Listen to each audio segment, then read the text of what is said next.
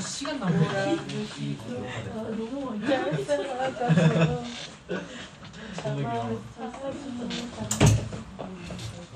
여기 누가 신이고? 내 거. 야이. 난 진짜 신이. 이 찬이 신이고 붙었대요. 어? 찬이 신이고 붙었대요. 지렸다리. 영감. 50명 걸었어야 됐다.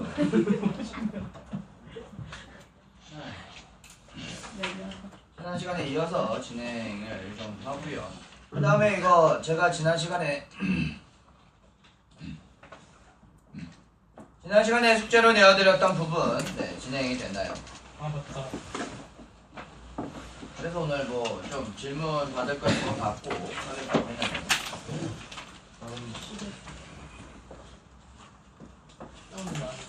서명 갔다 와도 돼요? 아니요 안 했다고 못했다. 서명 갔다 와도 돼요? 네, 뭐 에이씨 다녀와.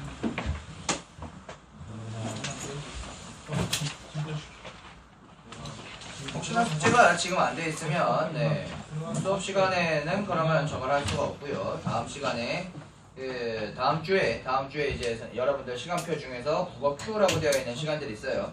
그때 저든 호영쌤이든 아니면 원섭쌤이든 이렇게 국어 선생님이 질의응답을 들어오시면 그때 질문을 해서 해결하는 방식으로 진행을 하도록 하겠습니다. 답지가 없나요? 네. 네. 이따가 돌리도록 하겠습니다. 딴 반들도 그럼 안 돌렸다는 거구나. 근데 답지를 미리 돌려버리면 그냥 그거 해오는 놈들이 있어서 어쨌든 뭐 오늘 전체적으로 해서 나눠드리도록 할게요. 자, 지난 시간에 이어서 진도 진행하도록 합시다. 자.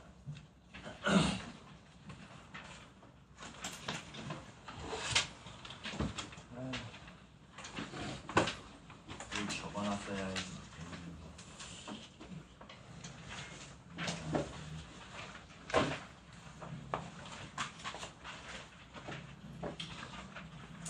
오늘 제가 알기로는 개념 4 부분 나가야 되는 걸로 알고 있는데 선생님 잘했었어요. ACC반 4까지 했나요? 예. 사람 오지 뭐.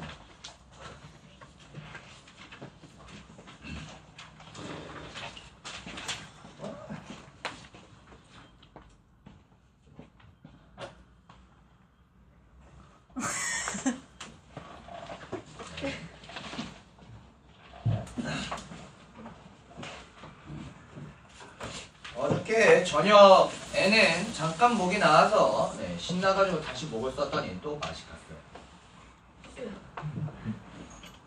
마스크 아니고 마이크 할까요? 저런 기계 따위에 내 목소리를 맡기지 않아요. 와우. 물론 나중에 기계의 힘을 빌어야 될 만한 수준으로 갖다가 내가 뭐 체력이 떨어지거나 목소리가 떨어진다면 사용을 하겠죠. 근데 제가 만약에 목 상태가 이 정도만 돼도 마이크를 사용하지 않는 이유는 이 정도 상태에서 마이크까지 사용하면 여러분들의 귀가 무사하지 못합니다.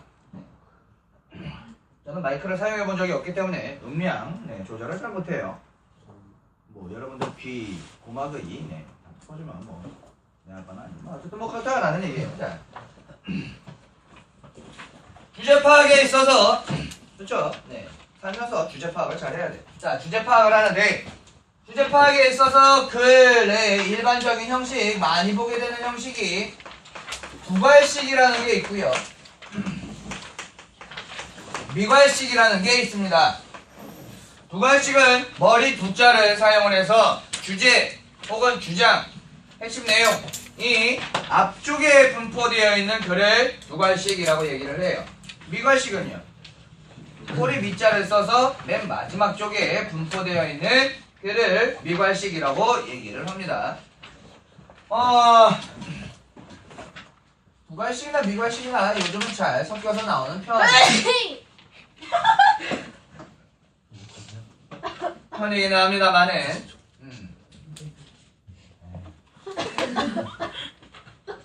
북한식은 쉽게 얘기해서 약간 서양식이고요. 미관식은 우리나라식이라고 보시면 돼요. 왜냐하면 그건 언어의 형태와도 관련이 되어 있는데 영미문학권의 영어는 어때요? 주어 다음에 바로 뭐가 나와? 동사 서술어가 나오고 그 다음에 목적어가 나오든 목적격 부어가 나오든 목적격 뭐 조사가 나오든 뭐 아무튼 뭐 다 나와. 아무튼 쭉쭉. 자, 그런데 우리나라 말은 주어가 나오고 나서 열심히 막 뭐 목적어도 들어가고 부어도 들어가고 뭐 그 다음에 필수 부사어도 들어가고 뭐 꾸며주는 관형사나 아니면은 뭐 부사나 쭉 다 들어가고 나서 마지막에 서술어가 와요. 그래서 조선말은 끝까지 들어가야 되죠. 네. 그렇다라는 거예요. 북한식은 이해하기가 좋고 내용 파악하기가 좋습니다. 왜냐하면 중심 이야기가 맨 앞에 나와 있기 때문에 내가 이야기하고자 하는 거는 이거야. 근데 그건 말이지 라고 이렇게 쭉 가는 방식이 두괄식이에요. 미괄식은 내가 지금 이렇게 얘기를 할 건데 네가 읽으려면 계속 읽어 나가야겠지 짜샤 라고 하다가 그래서 이거야 라고 하는 게 미괄식이에요. 맨 마지막 부분에 하고자 하는 중심 내용 혹은 아니면 주장이 들어가 있기 때문에 사실은 미괄식 같은 경우에는 여러분들을 좀 괴롭게 하는 경우도 있어요. 젠장 읽을 때까지 읽어야 나온단 말이야. 그럼에도 불구하고 어떻게 보면 팁이고 어떻게 보면 얍삽이인 거 저번에도 말씀드렸다시피 두괄식이고 미괄식이고 간에 각 문단은 독립된 내용이 이제 글 전체의 흐름으로 연결이 되어 있기 때문에 뭐하고 뭐만 읽으면 된다 그랬어? 각 문단의 첫 번째 문장과 마지막 문장만 읽어도 글의 전체적인 흐름 정도는 파악할 수 있을 정도의 글들이 여러분들에게 주어집니다. 그래서 시간이 정 없을 때는 그렇게만 해서 문제를 풀어도 한 문제 정도는 커버 가능. 운이 좋으면 두 문제까지도 커버 가능하다라고 했어요. 다시 한번 말씀드리지만 근데 그건 팁이라고 얍삽이라고 이야기한 이유는 정 시간이 없을 때 활용하는 거야. 시간 있는데도 그거 하고 있으면 안 돼. 자, 갑니다. 자, 마무리가 있는 글의 주제 파악 부분인데 첫 문단을 보고 지문의 전개 방향에 대해서 예측한다. 이게 제가 방금 얘기 드린 그거예요. 첫 번째 문장에서는 아무래도 그 문단 혹은 아니면 글 전체에 대한 중요, 화제 혹은 아니면 핵심, 이런 것들이 나올 거고요. 그 다음에 각 문단의 마지막 문장은 다음 문단에서 이어질 내용이 예고가 되겠죠. 볼게요. 동상과학 영화 속의 사이보그를 보면 인간과 똑같이 생겼을 뿐만 아니라 인간이 하듯 스스로 생각하고 행동한다. 무섭네. 자, 그렇다면 그들을 인간이라고 봐도 되는 것인가? 라고 질문의 형식이 있고요. 과연 인간을 인간이 아닌 것인 것, 즉 비인간과 구분지을 수 있는 고유의 인간성이라는 것이 존재하는 것인가? 라고 질문으로 끝났어. 그렇다면 다음 문단에서는 뭐에 대한 대답이 나올까요? 이 질문에 대한 대답이 나오는데 질문이 뭐야? 고유의 인간성이 있는가? 그러니까 고유의 인간성에 대한 내용이 이어지겠죠. 그렇게 흐름을 파악하시면 된다라는 얘기야. 그 다음에 이제 마지막 문단에서 전체 내용을 확인한다라는 건 이 글이 어떠한 형식으로 되어 있을 때냐면 본문이 쭉 있고 마지막 문단에서 본문 전체를 뭐 해줄 때? 요약이나 정리해줄 때. 오케이. 사실 이런 지문은 되게 좋기는 해요. 왜냐하면 전체적인 내용이 잘 파악이 안 되거나 뭔 말인지 모르고 있거나 아니면은 너무나 길어서 집중력이 흐트러졌을 때 뭐만 읽어도 내용 정리 자체는 어느 정도 돼요? 마지막 문단만 읽어도 내용 자체의 정리는 어느 정도 된다. 볼게요. 마지막 문단에서 포스트 휴먼의 등장. 이 포스트 휴먼은 1문단에 있었던 어떤 단어와 유사하냐 하면 그렇지, 사이보그. 비인간이죠. 그동안 고유의 인간성을 인정해왔던 관점에 대해 진지한 성찰을 요구하고 있다. 왜냐하면 인간이기 때문에 인간의 고유성이라는 건 이게 있어. 그래서 뭐 기계와는 달라 라고 얘기했던 관점 자체를 조금 바꿔야 된다라는 얘기죠. 계속 얘기할게요. 이러한 성찰이 인간의 배타적 우월성을 유지하기 위해 인간은 인간이 아닌 것과 구분하는 또 다른 기준을 찾아야 한다는 것으로 귀결되어서는 안 된다. 말이 되게 어렵게 되어 있는데 이제 비인간적인 뭐 이런 뭐 사이보그나 아니면은 뭐 인공지능이나 이런 것들과 구별되는 고유성을 찾자라는 게 핵심이지, 그 고유성을 찾아서 인간은 이런 걸 고유하게 가지고 있고 넌 그걸 못하니까 인간이 더 뛰어나라고 가자라는 얘기가 아니에요. 인간만이 할 수 있는 게 무엇인가에 대한 진지한 뭐가 필요하다? 고찰이 필요하다라는 얘기예요. 성찰이 필요하다는 얘기예요. 그래서 마지막 부분, 포스트 휴먼에 관한 논의는 인간과 인간이 아닌 것을 구분해왔던 관점 자체에 대한 근본적인 재고를 요구하고 있다라고 하면서, 이 글의 목적은 뭐예요? 이 글의 목적은 이 글을 읽는 사람들에게 인간의 고유성이란 무엇인가를 찾게 하는 것과, 그 다음에 인간의 고유성을 찾았을 때 그것을 통해서 비인간인 뭐 포스트 휴먼보다 그래도 인간이 뛰어나다 막 이런 식으로 갔다가, 그러니까 이건 필요 없어 라든지 이건 나쁜 거야 라든지 이건 다른 거야 라든지 이건 잘못된 거야 라고 나누자는 얘기는 아니에요. 그 생각을 바꾸자라고 얘기를 하고 있는 거야. 영화 좋아하시는 분들 같은 경우에는 이제 제가 봤던 영화 중에 아이로봇이라는 영화가 있어요. 윌 스미스가 나오고 하는 영화인데, 거기에서는 이제 그 미래 시대를 그리고 있는데, 그 미래 시대가 인간과 로봇이 공존하는 사회예요. 로봇이 이제 거의 삶의 많은 영역에서 생활화되었기 때문에 다른 사람들은 로봇을 그냥 되게 자연스럽게 대하고 로봇에 대해서 그렇게 뭐 부정적으로 생각하지 않아요. 근데 이 윌 스미스라는 경찰인데, 이 경찰이, 이 배우가 그 영화에서 맡은 역할은 뭐냐 하면, 이 기계에 대한, 이 기계 문명과 이 로봇에 대한 큰 불신으로 차 있는 인물이에요. 이유가 뭐냐 하면, 이 경찰, 이 윌 스미스가 사고가 한번 났었어요. 차 사고가 났는데, 차 사고가 크게 나서 강에 이제 차가 빠지게 됐어. 근데 이렇게 사고가 나서 두 차가 물에 빠졌는데, 너무나 급작스러운 사고였기 때문에 뭐 신고도 안 됐고, 그 다음에 뭐 자기도 이제 뭐 이 탈출을 하려고 했는데 팔이 틈에 껴가지고 쉽게 탈출할 수가 없었어. 그런데 지나가던 로봇이 이제 그 로봇의 기본 프로그램으로 입력된 것 중에, 로봇은 인간이 위험에 빠졌을 때 도와야 한다라는 그 원칙에 따라서 이 윌 스미스를 도우러 왔어. 근데 이 사고가 나기 전에 무엇을 봤냐 하면, 이 윌 스미스가 그 사고 차량에 있는 아이가 있는 걸 봤어요.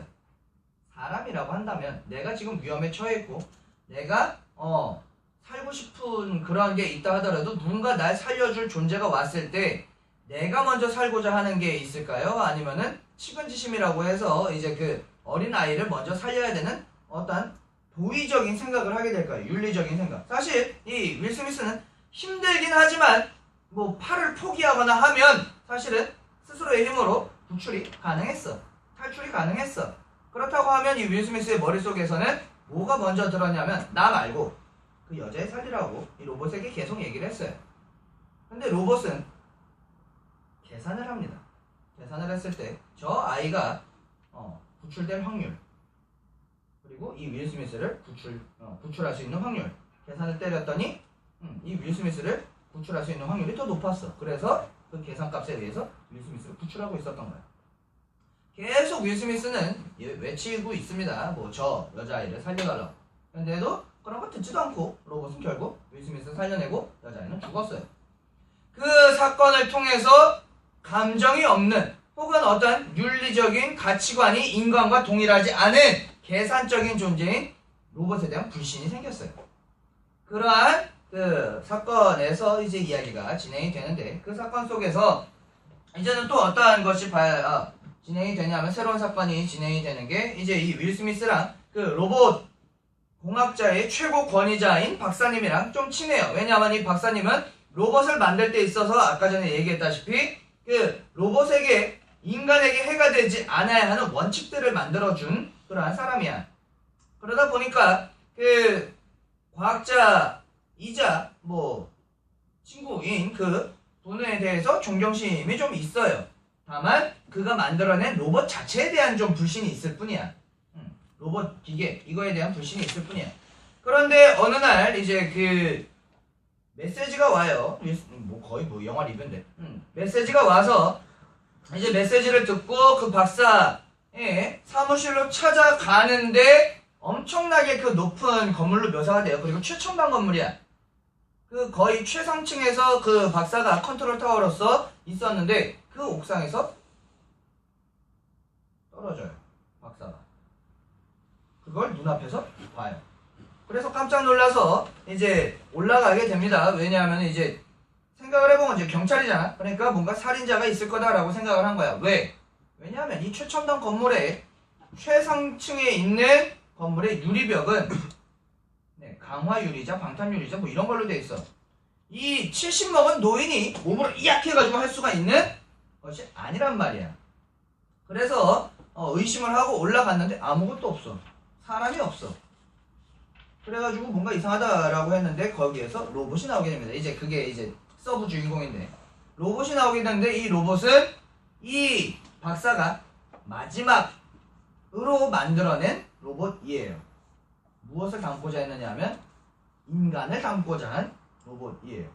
그래서 이제 성장하는 인공지능을 갖추고 있고 감정까지 유사하게 네, 이렇게 표현해낼 수 있고 재현해낼 수 있고 거기에다가 무의식의 영역이라는 그 값까지 집어넣어놔서 꿈도 꾸는 로봇이에요. 나중에 이제 좀 나오게 되는데 그 로봇과 같이 지내게 되는데 이 윌 스미스가 어떤 거에서 이 태도 변화가 일어나느냐 하면 계속 이제 진행을 할 때 이 로봇에 대해서 역시나 불신을 갖고 있으니까 로봇을 뭐라고 부르냐면 thing이라고 불러요. 그 것이라고 불러요. 그러다가 마지막에 쯤 가면 이제 이 서브 주인공인 로봇과 유대감이 형성이 되기 시작하면서 그라고 불러요. 사람으로 인정했다라는 얘기예요. 그 흐름을 보여주는 데 있어서 결정적인 장면이 뭐였느냐 하면 이제 요 부분이야. 이 비인간인 이런 사이보그나 이런 것들, 로봇이나 이런 것들이 못하는 인간만의 고유성을 통해서 인간이 그러니까 이것보단 더 나아라는 어떤 배타적인 그러한 여기에서 설명은 뭐라고 얘기하고 있어요? 배타적인 우월성 이딴 거를 얘기하는 장면이 나와. 어떤 장면이냐면 윌 스미스가 그 로봇에게 얘기를 합니다. 모차르트나 베토벤이 만들어낸 교향곡 같은 아름답고 감동적인 음악을 너는 만들어낼 수 있어? 라고 로봇에게 말합니다. 그 다음에 고흐나 이러한 사람이 그린 강렬하고 아름다운 그림을 너는 그려낼 수 있어? 라고 얘기를 합니다. 근데 사람들이 흔히 하는 착각이죠. 그건 인류 역사가 만들어 놓은 거고 인류 역사 속에서 뛰어난 재능을 가진 어떤 특이한 개체가 해낸 일인데 그걸 마치 누가 해낸 것처럼 인간이 게다가 그 인간에 포함된 내가 해낸 것처럼 일반화시키는 그러한 경향을 갖고 있어요. 그렇게 설명을 하면서 인간의 우월성에 대해서 막 얘기를 해요. 그랬을 때 그 로봇이 한마디를 하면서 뼈를 때립니다. 당신은요? 라고 얘기를 해요. 개인으로 따져보자라는 얘기예요. 그래, 인간의 역사에 있어서 고흐라는 뛰어난 예술가도 있었고 베토벤, 모차르트도 있었지만 너는? 이라고 물어보는 거죠. 그랬을 때 윌 스미스가 아무 말도 못해요. 자기가 뭐 모차르트나 베토벤 같은 음악을 만들어낼 수 있는 것도 아니고 고흐 같은 그림을 그려낼 수도 없는 거니까. 그 장면에서 뭐가 무너지느냐 하면 개인 대 개인으로 가요. 로봇 대 인간이 아니라 개인 대 개인으로 가게 된다고. 인식이. 거기에서 이제 나에 대한 생각을 그제서야 하게 되겠죠. 진짜 나라는 개인, 인간이 할 수 있는 나만의 고유성에 대한 생각을 해야 된다라는 것을 이 글은 얘기하고 싶은 거예요. 전반적으로. 혹시나 이제 여러분들이 고등학교 올라가서 이거를 참 기억하면 좋겠는데 고등학교 올라가서 교과서 중에 미래인 교과서를 가지게 된다면 미래인 교과서는 일단 제가 그 내신을 대비를 했었으니까 제가 가르친 학교를 얘기 드리면 상계고나 아니면 대진여고나 대진고나 아니면 쟤네 이름 청원여고나 이러한 경우가 미래엔 교과서를 사용하는데 이 지문이 있어요. 이 지문이 있습니다. 로봇 시대 인간의 일이라는 지문이에요. 그걸 좀 지금 수업 들었던 게 기억이 나면 되게 도움이 될 텐데 가능성이 좀 없어 보이고요. 자, 어쨌든 분명히 그때 가서 내신 대비하게 됐을 때 이거 모르겠어요 라고 분명히 할 거야. 죽여버려. 자, 어쨌든 자, 그렇다라는 거. 이렇게 마무리가 있는 건, 요거 하기가 편하긴 합니다만, 자, 마무리가 없는 글의 주제는 어떻게 파악을 하느냐? 단순해요. 네, 다 읽으면 돼요. 네, 다 읽어서 지문 전체 내용을 독해해서, 그래서 결과적으로 하고자 하는 얘기가 뭔가 확인을 하면 됩니다. 뒤에 보시면, 첫 문단, 마지막 문단, 그리고 43쪽에 2, 3, 4문단 있죠? 요게 하나의 지문입니다. 그렇다면 1, 2, 3, 4, 5문단으로 되어 있는 지문제. 요 정도 길이가 여러분들이 모의고사를 볼 때 나온다라는 얘기죠. 근데 요 정도 길이의 지문은 아주 긴 지문은 아닙니다. 평균적인 수준의 길이의 지문이에요. 이거보다 더 긴 게 나올 수도 있다라는 얘기입니다. 볼게요. 첫 문단. 상업 광고는 기업은 물론이고 소비자에게도 요긴하다. 요긴하다라는 거는 뭐 유용하다라는 얘기죠.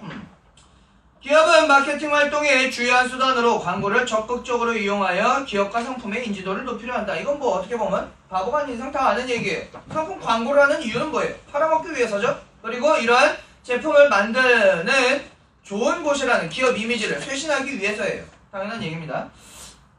소비자는 소비 생활에 필요한 상품의 성능, 가격, 판매 조건 이런 정보를 광고에서 얻으려고 한다. 광고를 통해 기업과 소비자가 모두 이익을 얻는다면 윈윈 한다면 규제할 필요가 없을 것이다. 바로 뒤에 뭐가 붙었죠? 그러나 역적으로 연결이 되죠. 그렇다면 하고자 하는 얘기는 앞쪽 부분이야? 뒤쪽 부분? 뒤쪽 부분이야. 뭐에 대한 얘기냐면 광고에서 기업과 소비자의 이익이 상충되는 경우도 있고 상충이라는 건 서로 부닥긴다라는 얘기죠. 충돌을 일으킨다는 얘기예요. 기업은 이 기술을 넣은 혹은 아니면 이 기능을 넣은 혹은 아니면 뭐 이 색깔을 넣은 뭐 등등등 기업이 원하는 것을 때려박은 제품을 팔려고 하는데 소비자는 그런 거 필요 없고 이거나 바꿔줘. 예를 들면 이런 거죠. 애플 같은 경우에 아이폰 같은 경우에 이런 거죠. 그 세븐부터 그게 없어졌는데 이어폰 단자 넣어줘. 소비자 쪽이고 이어폰 단자 없어도 우리 에어팟 만들 거야. 22만원짜리지만 사든가 같은 느낌으로 갖다가 애플에서 이렇게 했어. 그랬을 때 사실은 상충되겠죠? 우리는 이어폰이 더 편한데 저 새끼들은 왜 23만원짜리 자꾸 팔아쳐먹으려고 하는가 라고 하면서 충돌을 할 거예요. 그 다음에 광고가 사회 전체에 폐해를 낳는 경우도 있어. 어떤 광고들? 뭐랄까 과소비를 부추긴다든지 뭐 등등등 여러 가지가 있을 겁니다.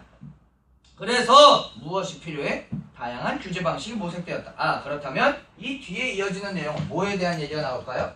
광고, 그렇죠? 광고 규제에 대한 얘기가 나올 거야. 그렇다면 이 광고 규제가 뭐야? 이 글의 중심 화제야. 그리고 마지막 문단을 보시면 자율 규제는 법적 규제에 대한 기업의 대응책으로 등장했다. 규제 얘기를 한다라고 했는데 맨 마지막 문단에 정리를 해주고 있어. 규제 중에 뭐가 있다라고? 자율 규제가 있다라고 얘기를 하고 있어. 그 다음에 법적 규제가 법적 규제도 있구나. 이 두 가지가 나오는 거를 확인할 수가 있군요. 마지막 문단이니까 이 자율 규제와 법적 규제는 가운데 있는 부분에서 이미 언급이 됐을 거야. 근데 요약을 하고 있을 뿐이야.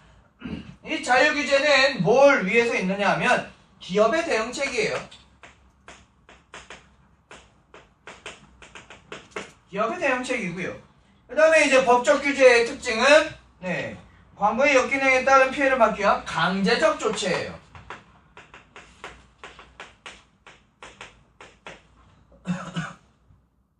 근데 자율 규제는 광고의 순기능을 극대화하기 위한 자율적 조치야. 광고의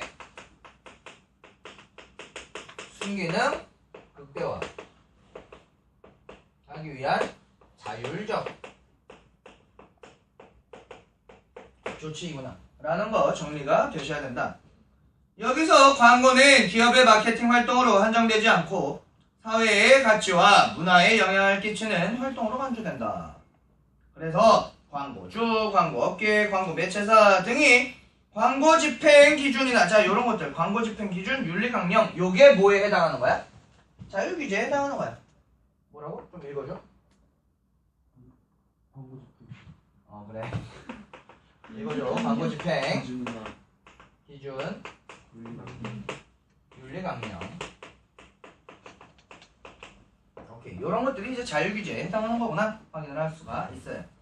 광고에 대한 기업의 책임감에서 비롯된 자율규제는 법적 규제를 보완하는 효과가 있다. 아, 얘들은 법적 규제를 보완하는구나.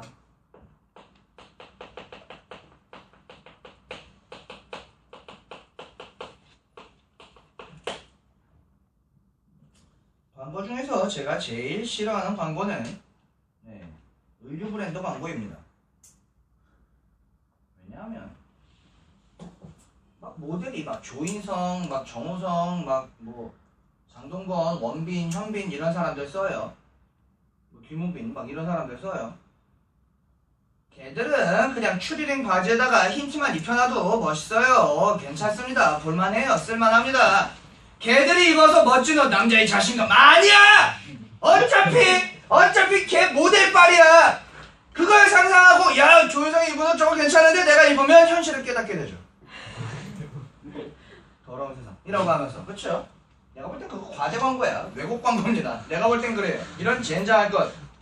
모든 사람이 조인성같이 생기고 김우빈 같은 킥발을 갖고 있지 않으면 그 모습이 안 나와. 근데 무슨 남자의 자신감이야 이런 젠장할 것. 네. 그런데 그렇게 해서 사실 아까 전에 얘기했다시피 그래서 사실 소비자하고 기업가하고 상충을 하게 되는 거예요. 내가 원한 건 조인성의 핏이었는데 조세호의 핏이 나오면 이게 아니란 말이야. 이런 지행장을 할. 자, 같은 조식이긴 하지만 자 어쨌든 그렇다.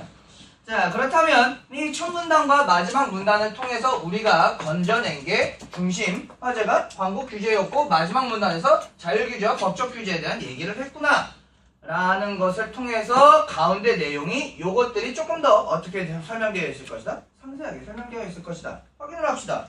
이 문단 43쪽으로 넘어와서 볼게요. 이때 문제가 된 것은 과연 광고로 인한 피해를 책임질 당사자로서 누구를 상정할 것인가. 자, 광고로 인해서 피해가 발생을 했을 텐데 그 피해는 누구에게 책임을 물을 것인가가 맨 처음에 일어난 얘기였어. 초기에는 자 표시를 해둘게요. 초기에는 이제 저 광고에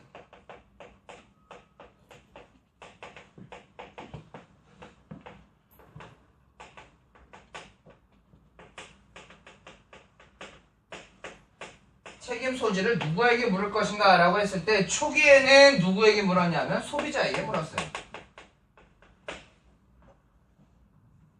이게 되게 얼척없는 건데 생각을 해보면 봐봐. 초기에는 소비자 책임 부담 원칙 뭘로 돼 있죠? 작은 따옴표가 있죠? 이게 중요한 개념이라는 얘기예요. 이 문단에선 소비자 책임 부담 원칙에 따라 광고 정보를 활용한 소비자의 구매 행위에 대해 소비자가 책임을 져야 한다고 보았다. 왜요? 결국 선택을 해서 소비를 한 건 너잖아 라는 얘기죠. 여기에는 광고 정보가 정직한 것인지와는 상관없이 소비자는 이성적으로 이를 판단하여 구매할 수 있어야 한다는 전제가 있었다. 전제가 그겁니다. 근데 생각을 해봐. 여러분들 광고라는 거는 사실은 기업이 목적성을 가지고 만든 것이고요. 그리고 전문 마케터들이 만든 거야. 제 친구도 광고쟁인데 걔가 이렇게 광고를 만들어내고 할 때 임팩트와 그 다음에 이제 기업에서 요구하는 그러한 그 의도를 꼭 넣게 된단 말이죠. 그런데 그런 것들을 여러분들 광고를 보면서 이 광고는 어떤 걸 클리셰로 삼았고 지금 이 광고에서 주목하고자 하는 것이 요건데 요 제품은 기업에서 지금 밀고자 하는 메인 제품이고 지금 뭐 몇 그램으로 되어 있고 뭐가 어떻고 저쩌고 그런 다음에 결국 이것을 강조하고자 하는 것은 사실 저 뒤에 있는 것보다 돋보이게 하기 위한 건데 저 뒤에 게 나는 사실 더 마음에 드는 걸 뭐 이런 식으로 갖다 봅니까? 광고? 그냥 그냥 이렇게 보지. 누가 그걸 다 분석을 하면서 봐. 근데도 불구하고 소비자라고 한다면 광고가 나왔을 때 이성적으로 판단을 해야 된다라는 걸 전제로 했을 때에 이러한 책임 소지가 나오는 거야. 야 소비자 네가 잘 이성적으로 판단을 해서 구매를 했었어야지 라고 초기에는 책임 소지를 그렇게 물었다라는 얘기예요. 되게 불합리하죠? 생각을 해보면. 그쵸? 저도 속은 게 하나 있는데 예전에 이제 스마트폰이 한참 초기에 나올 때 우리나라에 이제 아이폰 3GS가 처음 들어오면서 이제 스마트폰 붐이 일어나기 시작하던 때야. 애플 3GS가 들어왔을 때 와 신세계다 라고 하면서 나오니까 당연히 우리나라의 최강 기업 중에 하나인 삼성이 그거를 저지하고자, 외산 기업을 저지하고자 스마트폰을 발빠르게 패스트 팔로워로 내놨어. 근데 시장 분석이나 그런 것들이 조금 덜 돼 있는 상태에서 내놓은 게 옴니아였어요. 옴니아, 옴니아 1, 옴니아 2, 옴니아 팝. 젠장할 거. 자, 그 옴니아라는 이름 자체가 사실 삼성 입장에서는 스마트폰 시대에 굉장히 전지전능한 그런 그 디바이스를 강조하기 위해서 이름도 옴니아라고 붙인 거예요. 옴니아라는 게 이제 뭐 전지전능한 뭐 그런 것과 연결이 되는 단어이거든요. 개뿔도 전지전능하지 못했어요. 왜냐하면 뭐가 가장 크게 망했느냐 하면 얘네들은 어떤 스마트폰의 기능이 좀 컴퓨터와 연결될 수 있는 그 효용성에 대한 것만 생각을 한 거야. 그래서 컴퓨터와 연결이 제일 잘 되는 거는 컴퓨터에서 사용하고 있는 윈도우 기반의 OS를 활용한 것이겠군 이라고 해서 그 옴니아에 집어넣은 게 윈도우즈 모바일이에요. 개쓰레기. 아무것도 할 수가 없는, 확장성도 없어, 앱스토어나 이런 생태계도 하나도 만들어지지 않았어. 근데 애플은 이미 기존에 iOS, 그 다음에 아이튠즈 이런 것들을 통해서 이미 생태계가 만들어져 있었어.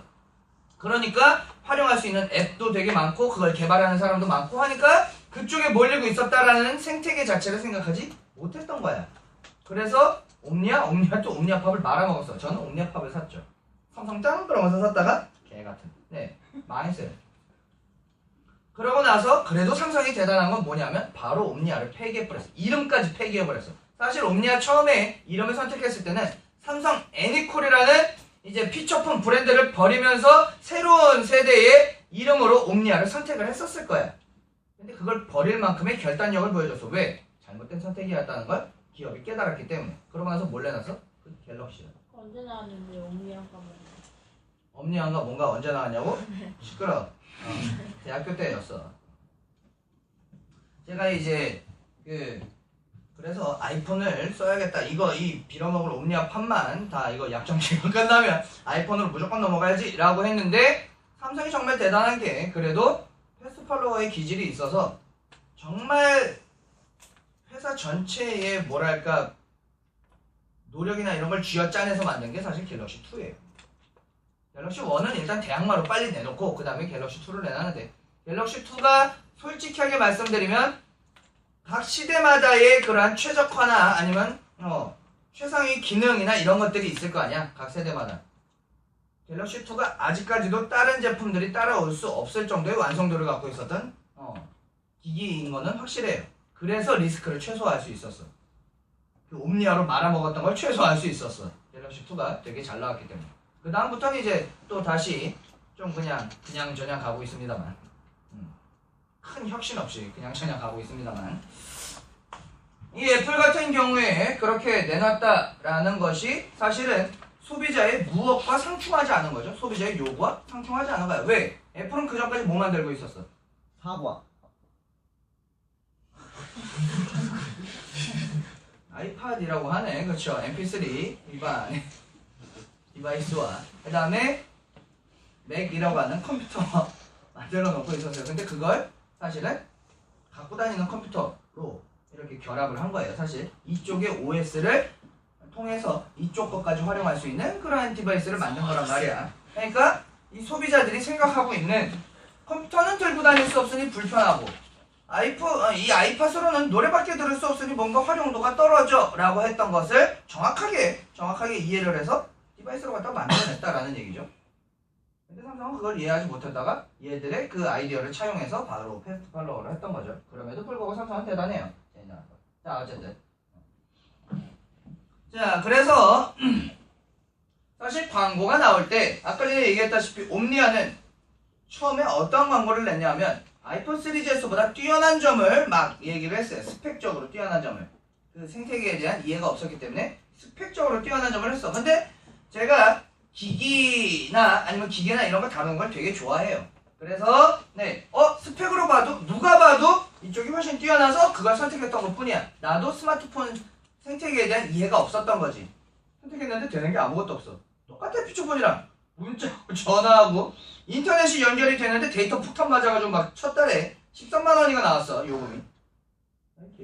자 어쨌든 그래가지고 네 분명히 같은 스마트폰이라고 하는 아이폰 쓰는 애는 뭐 와이파이 잡아서 어떻게 해가지고 뭐 인터넷도 하고 되게 재밌는 앱들도 많고 그러는데 나는 아무것도 없어.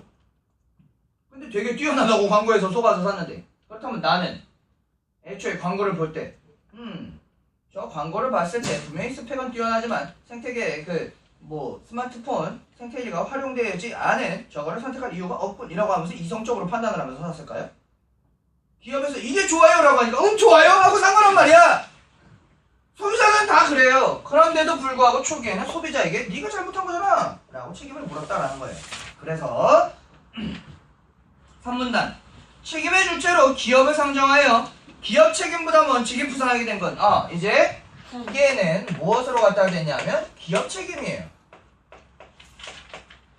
기업이 책임을 져. 왜냐하면 그 배경이 복합적인데 시장의 독과점 상황이 광범위해지면서 소비자의 자유로운 선택이 어려워졌어. 계속 스마트폰 얘기하지만 지금 스마트폰 시장 선택지가 거의 없죠.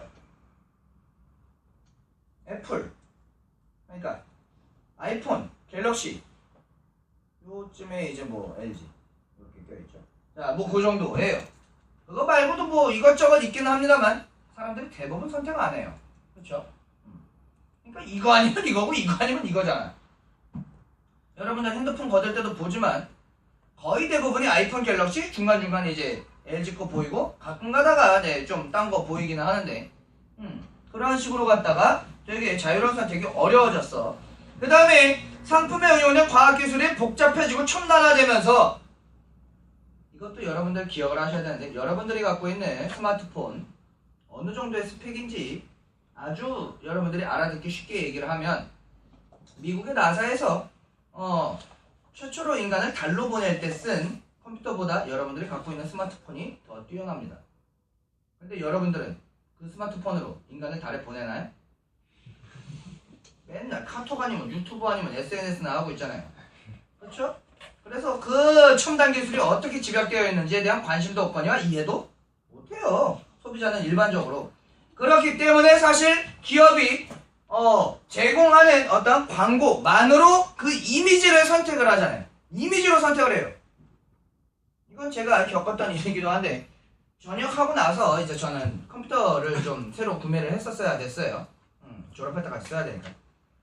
그래서 이제 막 용산 돌아다니면서 뭐 스펙으로 갖다가 겁나 입씨름했지. 거기 있는 사장님들하고 뭐 램은 몇이고 그 다음에 DDR2 말고 3가 되어 있어야 되고 뭐 그 다음에 뭐 하드디스크도 뭐 RPM이 몇이어야 되고 5800 말고 7200으로 해야 되고 어쩌고 저쩌고 뭐 어쩌고 겁나 떠들고 있었어. 입에서 단내 날 때까지 겁나 떠들고 있었어. 나는 기계에 대해서 되게 좋아합니다. 잘하는 것 정도는 아니지만 꽤나 아는 정도로 좋아해요. 그래서 막 떠들고 있었는데 이제 딱 눈치를 보니까 사장님이 벌써 좀 지쳤어. 이 새끼랑 가격 흥정하다가는 안 될 것 같은 지친 기색이 보여. 근데 이건 여성 비하는 아닙니다만 그 여학생의 모습이 그거였어. 여학생이 들어와서 사장님 여기 노트북 좀 보려고 하는데요 라고 했어. 사장님이 되게 기뻐하면서 잠시만 기다리세요 하고 나한테 기다리라고 하고 나갔어. 그래서 저보다 어려 보이는 여자 대학생이었기 때문에 요즘 학생들은 뭘 쓸까? 뭐 여자고 남자고 떠나서 요즘 학생들은 어떤 걸 선호하지? 라고 봤는데 나는 스펙 그걸로 갔다가 한 40분가량을 그 아저씨랑 얘기를 하고 있었는데 이 여자애는 이렇게 쓱 보더니 이거 핑크색 있어요? 라고 얘기를 해요. 진짜 비하하는 거 아닙니다. 그냥 걔 성향이 그 노트북을 이제 그러한 기준으로 선택을 한 건데 네 핑크 있죠? 하고 이렇게 핑크를 좀 보여줘. 이 기기의 핑크색, 이 기기의 핑크색, 이 기기의 핑크색. 그러더니 뭐 스펙이고 나발이고 뭐고 탁 접어서 딱 껴보고 거울을 봐. 내려놓고 탁 껴보고 거울을 봐. 탁 껴보고 거울을 봐. 요걸로 주세요 라고 하는 거야. 나는 40분 동안 아저씨랑 떠들고 있었는데 그거는 이제 성향차이고 취향차입니다. 그건 뭐 남성 여성이고 떠나서 그런 건데 이 여성에게 가장 중요한 것은 색상과 나에게 내 옆구리에 어울리는가예요. 내가 들고 다녔을 때 인텔리하게 보이는가예요. 매력적으로 보이는가예요. 그게 그 사람은 선택 을 하는 가장 중요한 것이었고 나에게 가장 중요한 건 가성비죠. 왜냐하면 돈이 많이 없는데 일단 어느 정도 성능은 돼야 되니까 겁나 따지고 있었던 거였거든. 그러니까 사실 이 판매자 입장에서 그 사람은 판매자지 기업은 아닙니다만 판매자 입장에서는 누가 사실은 팔아먹기가 쉬워요. 나는 되게 싫어하겠죠. 이 새끼는 뭐이씨 싸기도 해야 되는데 스펙도 맞춰줘야 돼. 그런 상황에서 기업 같은 경우에는 이제 소비자들이 가지고 있는 그러한 뭐 이제 성향이나 이런 것들을 처음에는 파악해서 이때는 막 좀 소비자들을 현혹을 했겠지만 이때는 필요가 없어요. 왜? 내놓으면 사야 되는 수밖에 없어. 앞에 얘기했다시피 첫 번째 이유가 뭐니까? 효과점이 확장됐기 때문에 어차피 이거 아니면 이거밖에 선택할 게 없어. 그러니까 그냥 내놓으면 사야 되는 상황. 그렇기 때문에 기업에다가 책임을 묻는 거야. 왜? 기업이 허위 광고나 과장 광고나 왜곡된 광고를 통해서 소비자를 현혹시켰을 때 소비자는 그것을 분석해내거나 해낼 수 있는 능력이 현저히 떨어져 있는 상태이기 때문에 그렇다. 정보의 양이 적은 상태이기 때문에 그렇다라는 거죠. 그래서 이제 마지막 부분 다른 상품 광고와의 차별화를 위해서 통념에 어긋나는 표현도 사용되고 그래서 경제적, 사회적, 문화적 측면에서 광고로부터 소비자를 보호해야 된다는 당위를. 자, 소비자는 왜 보호해야 돼? 시대가 바뀌니까 소비자가 뭐가 되어버렸어?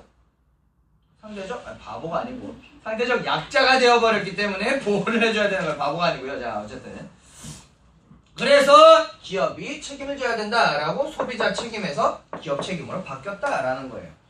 자, 네 번째 문장. 오늘날 행해지고 있는 여러 광고 규제는 이런 공감대 속에서 나온 건데 이는 크게 보아 네 아까 전에 마지막 문단에서 확인한 두 개가 나오죠. 자율규제, 법적규제.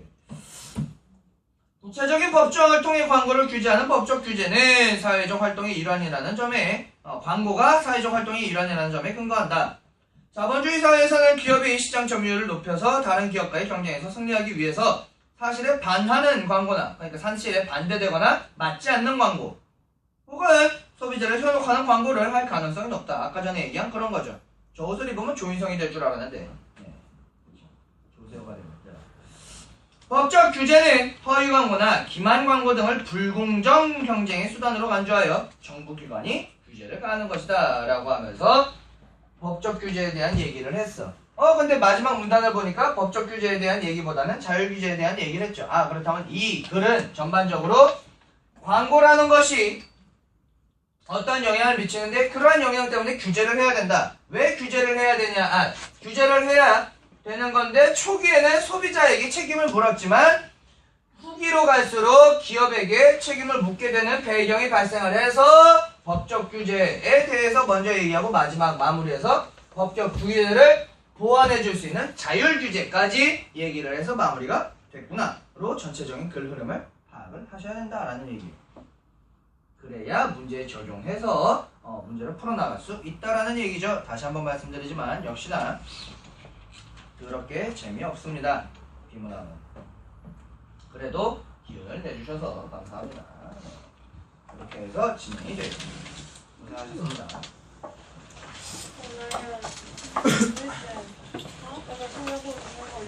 혼자 있는 거 먹어? 또 엄마한테 집 가서 지랄